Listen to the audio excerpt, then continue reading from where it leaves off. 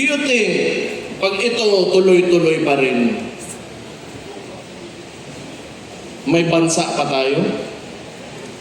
Do you think na we will have our children will live in a future where they can live comfortably?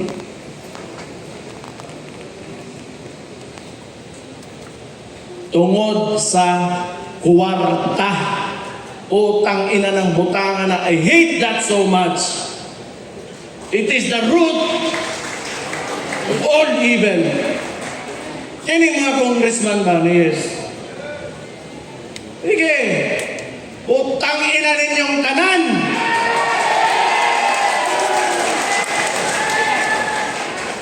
Kamo, musod mo politika, papasok kayo ng politika.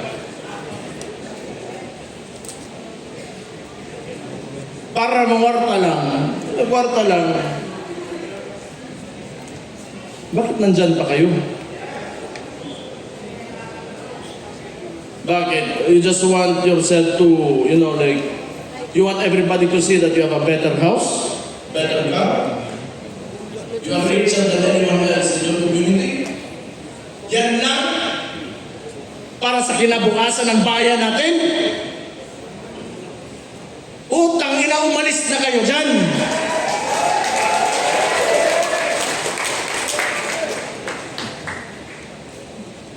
Utang ina ng mga tawhanang yawa yun. Yun po si Mike Defensor. Ako man siguro ipapriso ani. Pero mauuna yan si Harold Respicio.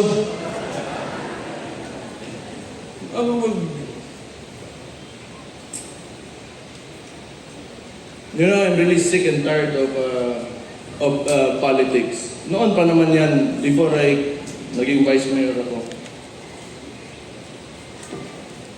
Isa pang binalik ng adik na pangulo na sabi ng kapatid niya, hindi, kailangan ko i-put into you know, para sabihin naman ni Matibag na, oy, ano, sinabihan mo ate, ala, ipukulong ka, pusasan ka, pakyo, di mo buwangan ka.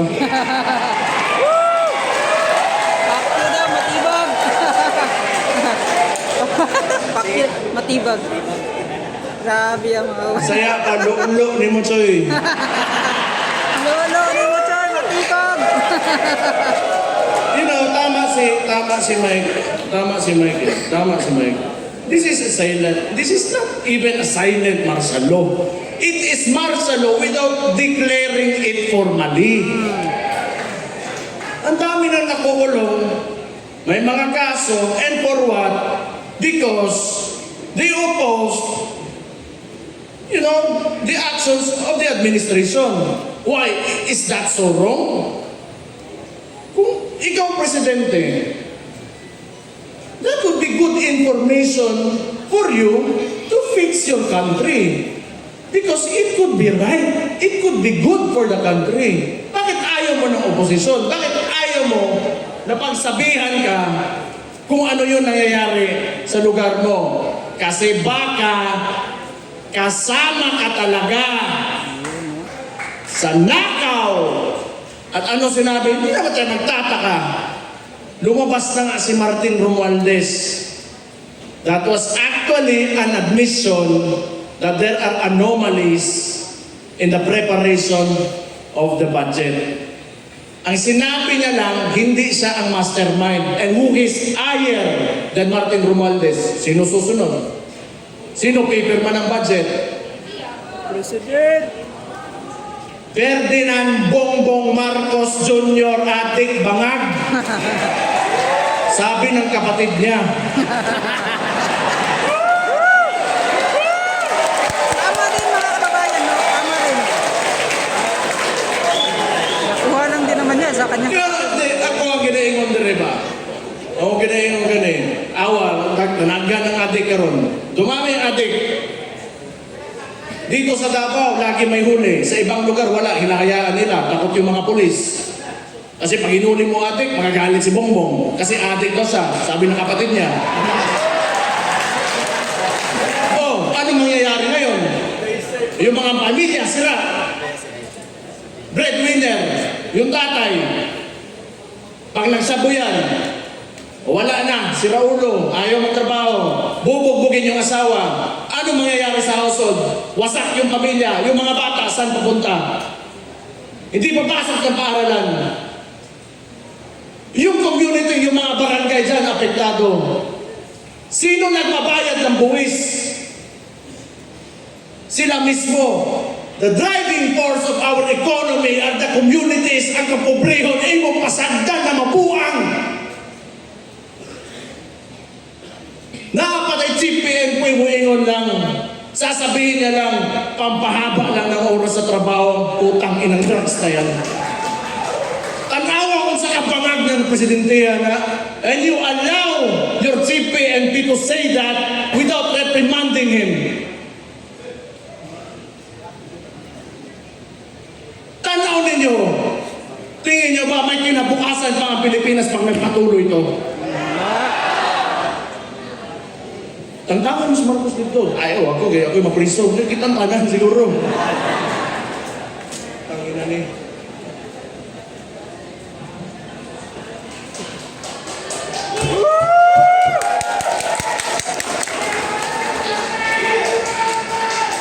Hindi ba? Yun sa impeachment. Balikon lang nakuha ni mga congressman. Ako, believe ako doon sa, how many do we have? He said no. 25? $26. Give a round of applause to those people.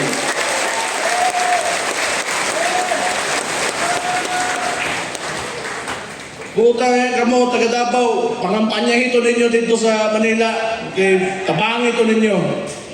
Tumanga ni Inogyo daling buwan. Kana na yung mga itlog ng mga congressman. Mutang ina nila. Kaya managis, huwag nyo na. Ano nga yun? 20 million. 5 million MOOE. 20 million outright cash. 5 million MOOE. 250 ang Then 200 million budget. grabe makabayan. Si Dimple Mastura nag-no, di ba? Oh. Abstain na to. Ha? Abstain. Wala na ba na siya? Nasto nga. Okay na. Si Mastura sa Marawi. Pwede no, pwede yes. Tabato no si Mastura. 200 million budget. And, ito pang narinig ko. Constitutional Assembly to extend the term of the incumbent politicians. That means, including the congressman. So, kung nakinig lang kayo sa akin, before the midterm elections, I already said this in Cebu, I said this everywhere I went. Yung bangag na yan, ayaw bumaba. Kasi alam niya, pag bumaba siya, makukulong siya. Nasa liderato kasi yan lahat. Kayo, mga leader kayo sa lugar nyo. If you allow looting of, public funds, then that is because you allowed it. If you do not allow it and you have strict policy against corruption, hindi talaga mangyayari yan. Ang problema, sabi nga ni Martin Romualdez, hindi siya ang mastermind. And sino yung leader? Sino yung ulo ng Pilipinas ngayon?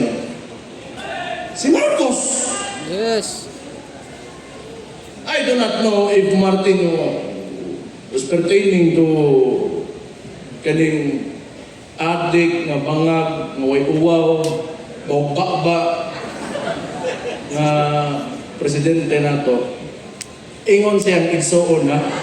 Sabi ng kapatid niya. Sabi ng kapatid na lang. Ang bawba pa, totoo yan kasi kausap ko yan eh, kasi tinulungan ko yun yung kampanya. Naamoy ko, ang bawba, ang tawanan niya. Lugar pero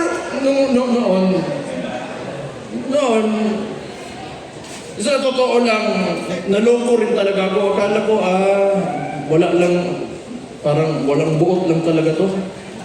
Parang bata lang ba?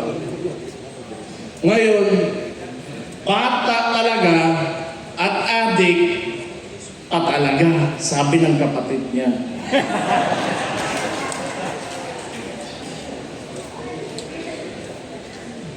Pero, kapoy bisig pangaway eh. Di man God, ganang nga ni ba? Kita, daghan mga politiko dire, daghan siguro marami tayo mga aspiring politicians dito. Kailangan nyo magsakripisyo. Kailangan ninyo buhian ang inyong attachment to material needs. Money and material needs. Attachment to power, attachment to kasi hindi talaga aangat yung bansa natin if we go into politics para lang sa sarili natin. Okay lang. O gihatag, ibigay ng Diyos sa iyo, ihatag sa Ginoo sa iyong buha, musaka kasi mong kinabuhi, whatever way. Maayo, o maayo, o wala, o kirabot. Pero do not ever forget the people around you that voted for you.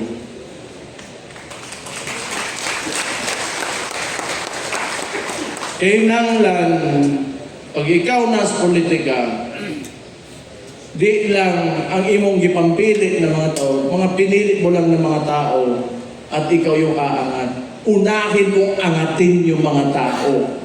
Huli ka na talaga. Maunang politika. Manerbisyo ka eh. Mo gani ang tawag na public servant.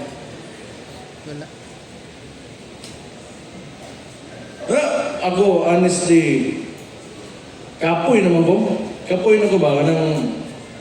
Kung naalay mo pildi sa kuadris Davao, di okay. But pasabot, pas maayo na sa nga taon ako. Kay, I do not want to work in government for a president na ganito. Because nothing is happening. The people are suffering more and more.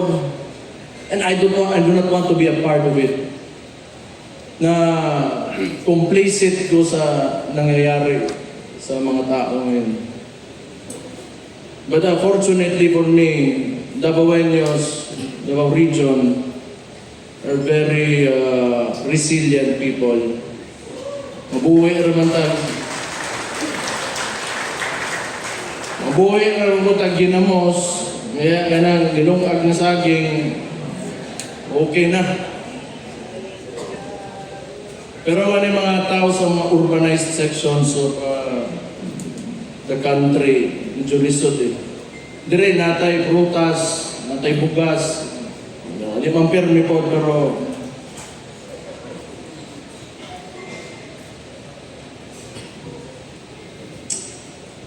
una-unaan ninyo, you should think about it. We have to do more. We have to do more. We have to push harder. We cannot allow this administration to go beyond 2028.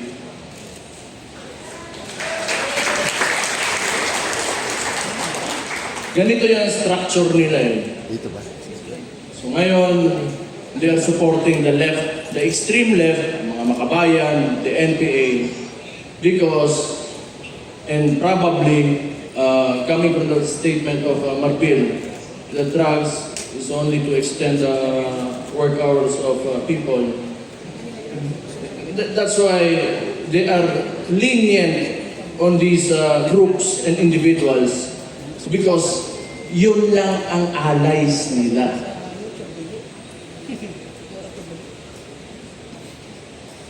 Lahat nga talaga na inayos ng previous administration by BRRD, binalik talaga ni Marcos.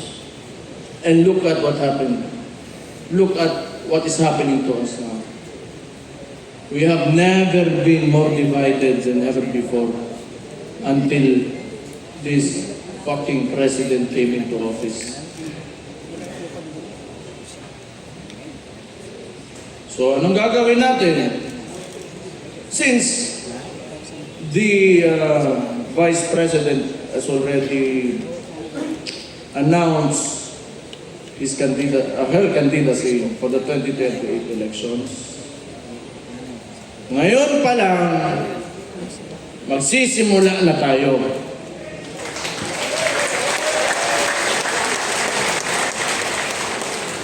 Pero sana nga, hindi aabot ng 2028 eh. Ano ko sa'yo? 2028, bukas.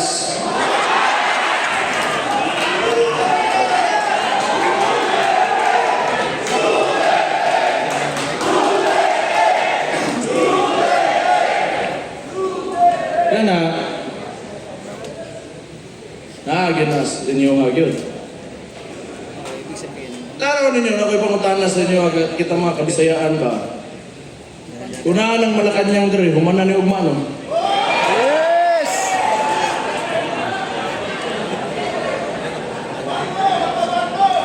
Agbay na! Kuan tayo, we are restrained by geography. Archipelago manggod ta, manglupad pa ta dito Manila, pero kabalo mo, unsa ka bugo gini si Marcos pa. Bugo gyud, bisag ko sa bugo gyud. Ay, ano. Bugo gyud.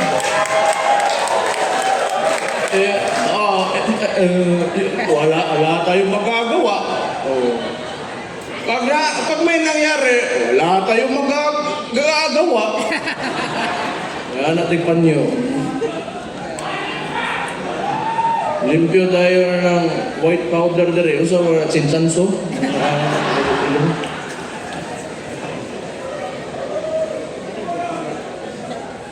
Di bugo ba?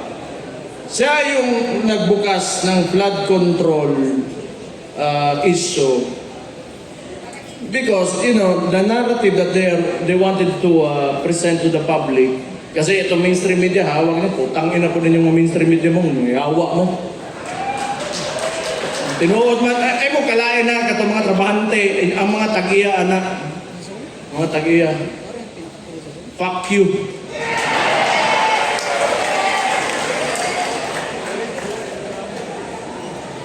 So they wanted to, you know, form this narrative that Marcos, Bongbong Marcos, is the savior. So, PowerPoint pa, murag kinsang maestro ang gago. Oh, these are the contractors that, you know, had ghost projects. Contractor? O ikaw? Nga ka, scammer. Scammer ng tawanan yun. Scammer yun.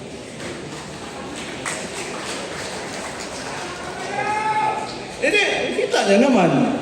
Magkasama sila ng kapatid ko, ng Vice President. Ito lang yung, I want to put out this argument ba. They started destroying the reputation of the Vice President with the 125 million confidential funds. But how much have we lost? How much money have we lost in the flood control projects? Trillion! More or less $2 billion. And now they want to impeach the Vice President? Sige, sabihin na natin na totoo yan dalawa. Just to be objective about the issue. 2 billion against 125 million, who will you impeach first? Tangina ng gag. Anyway, optics kasi yan. And when 120 billion wasn't enough, you know, ginawa na nilang 6 billion, yan, they added more figures to it. Yan, gago na mainstream media yan. Yan yung ilalabas nila so that they, you know, people, they want to influence the people. Because mainstream media is stitched with pop culture. And people do not, are used to looking at mainstream media and pop culture. Kaya yung tao naguguyo ng administrasyon na to kasi hawak nila yung media eh. So anyway, alam ko naman isa-splice pa rin nila yung sasabihin ko. But again, fuck you.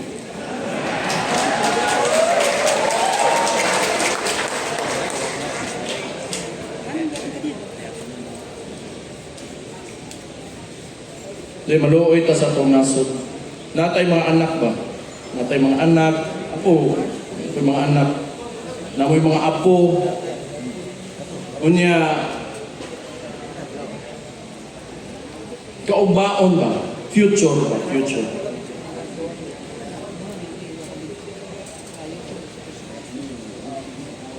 Di, ayoko yung mga anak ko na maglalakad. Are, if they had to walk around the city or out on the streets and they get mugged, hold upin sila. Or maybe some people will entice them to do drugs with them. Job opportunities are scarce. Wala silang papupuntahan, may natapos pero walang trabaho because of mismanagement of this current government. So ang tingin ko, 2028 man talaga ang it really depends on how you approach the situation.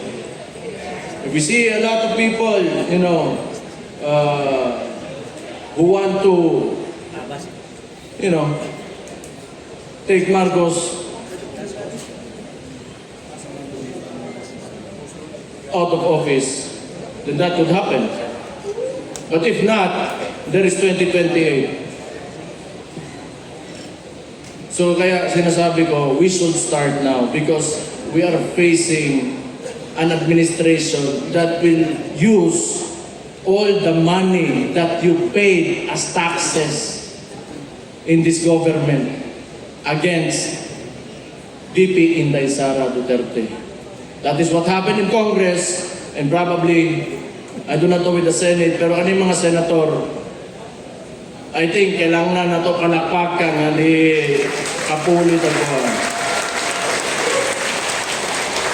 So your support to these senators means a lot. Whatever you can, social media lang talaga tayo, hanggang social media lang talaga tayo. Yung mainstream media, fuck you again. Just wholeheartedly put out your support for these senators and it will mean a lot to them.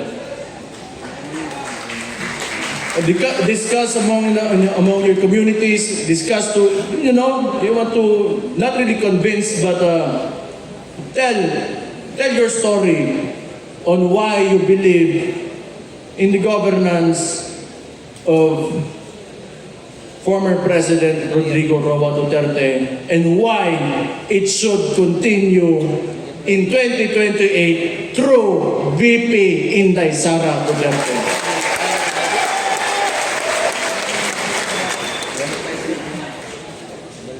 Goal ta sa itong kaugmahon yun. Sayang magod. Sayang. Everywhere I go, kaya tanongin nyo, taxi driver, mas nindot yun ang panahon ganyan ito. Mas nindot yun. Ang maestra, sakaan ng sweldo. Police, military, sakaan ng sweldo. Okay, kailangan magod yun. Kailangan talaga sa government, you have to, increase salary. Para dili mangurakot. I do not know. I am not in a position to speculate on that, but that's what I think. Kung kapoy kayo nga sige antos o tiis ka ng tiis, living in a country where people in government and in politics only want money. Hassle na kayo na. So, out lang, we will see. 2028, ako na to sa may tabo. Pero, inshallah,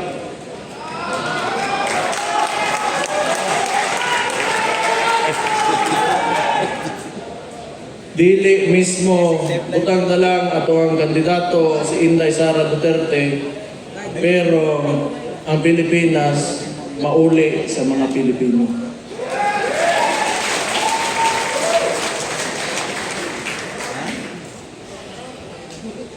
Tama na to, kapoy na kay Story Dre, palintan ako. Ay, tama day. Tama kay Story. Pagising na. Basta ikaw rin. Ako, unahan ko muna sila John Vic at saka Auntie Claire. Auntie Claire! Si Mayor Baste? Kung ano-ano na pinagsasabi? Hindi naman totoo yun. Unahan at takadaan day, kapoy ka, kag-alo.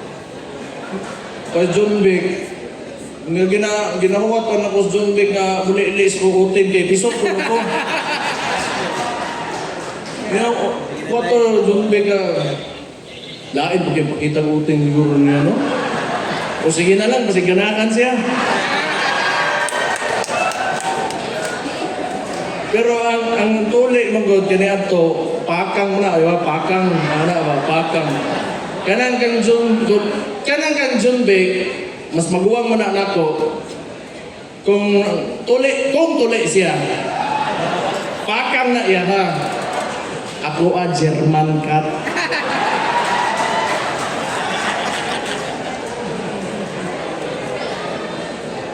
Yawa basta DILG secretary mo na mo ingnon unsam ka eh. Yun lang sasabihin mo. God damn it.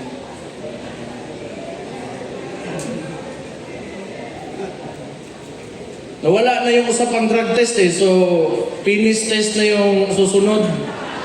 Kung support o hindi. Bitaw. Bakit? Actually, lahat ng nakawa na yan, ginagawa nila yung diversionary tactic, yung impeachment kasi talaga, so that they can continue to loot the money of the people, taxes that you pay. So, tayo ko na. Gusto man, mag-rally tayo, tanaw ninyo.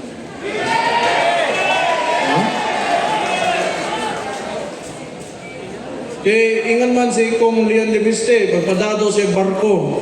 Papadala daw siya barko.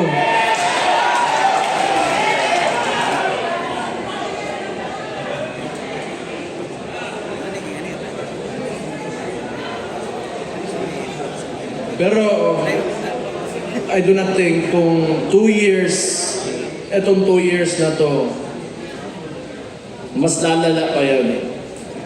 Itong nangyayari na mga padali lang good sa mundo eh.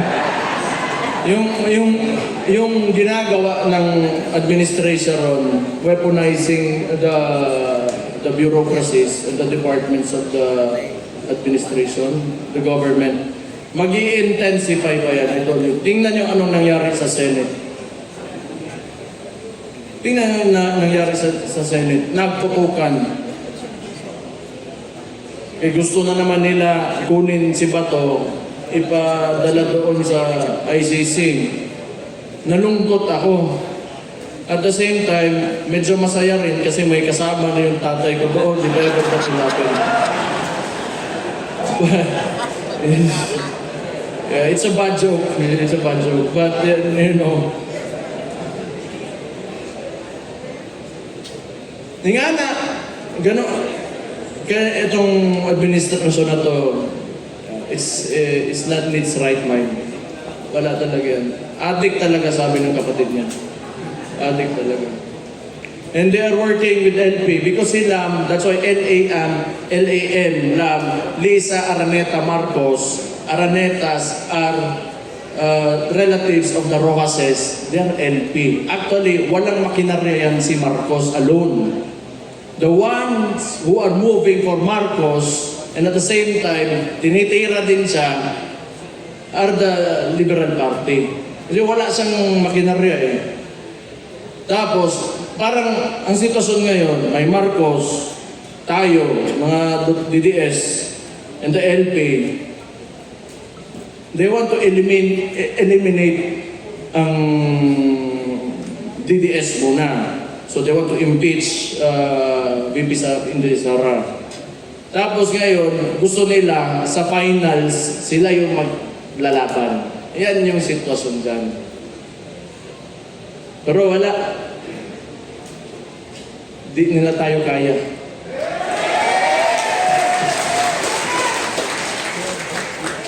Wala namang alam kasi talaga yung mga gago na yan. Talaga walang alam, putang ina. Kasi nga, sinabi ko, tulad ng Scarborough Shoal, you know, yung mga left na yan, sino naman nasasabi China, kung sino ba? Trillanes, LP. Saan naman nag-backdoor nun? Kinestyon sa nga ni Enrile. EJK. O, ano yan? EJK. They want to, you know, convict ako ang amahan because of the allegations of EJK. O, kani LP niya. Kanang Tarlac, sa mga kuwang ko na relatives na sa mga Aquino, ang Hacienda Luisita,